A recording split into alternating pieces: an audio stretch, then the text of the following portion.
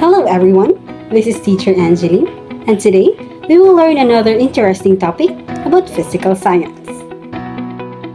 In your previous topics or learnings, you learned that light elements hydrogen, helium, lithium, and beryllium are the only elements formed in the early universe through the process called Big Bang nucleosynthesis. The universe has become so cold that protons and neutrons can no longer create new elements. They need heat to produce elements.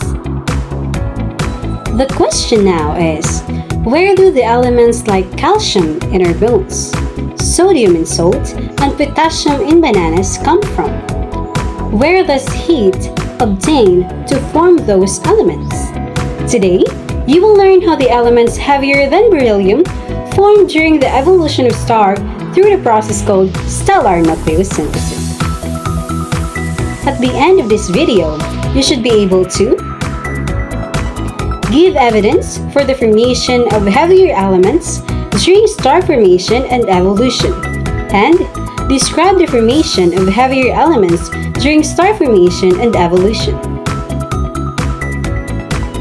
Hydrogen and helium atoms in stars began combining in nuclear fusion reactions once hydrogen-helium stars had formed from the action of gravity.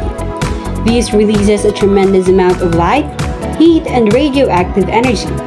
Fusion resulted in formation of nuclei of new elements. These reactions inside stars are known as stellar nucleosynthesis.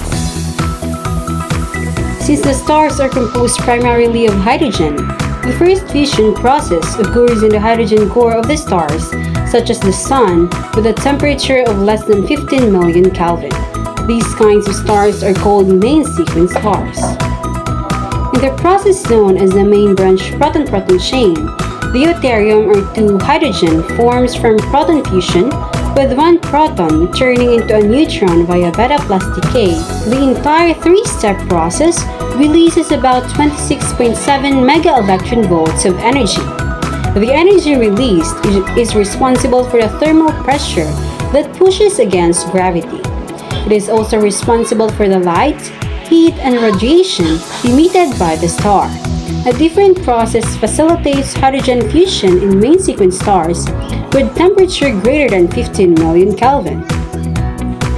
The core of a star becomes comprised of helium as the hydrogen is depleted, while hydrogen fusion only occurs in a shell around it. Due to this process, the temperature and density of the core of the star increases up to 100 million Kelvin. The star's thermal pressure causes it to push out the hydrogen gas. The star balloons into a red giant. Several nuclear fusion processes occur in a red giant aside from hydrogen fusion. The first is the triple alpha process. The alpha particles refer to 4 molecules of helium.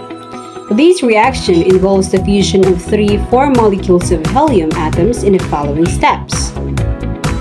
The 8th molecule of beryllium intermediate is unstable, so either it decays or forms 12 molecules of carbon.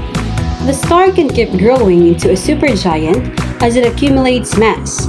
Alpha fusion processes continue in the core via alpha ladder.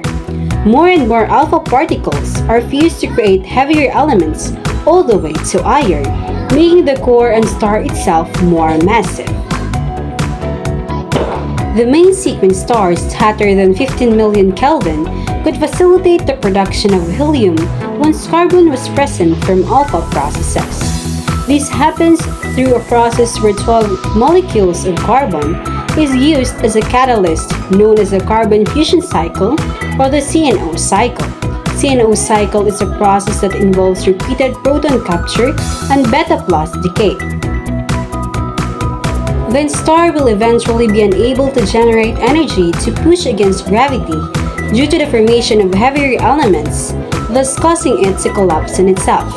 It then undergoes a supernova explosion that releases a tremendous amount of energy, enough to synthesize elements heavier than iron. Examples of these elements are uranium and thorium, which are some of the heaviest known elements.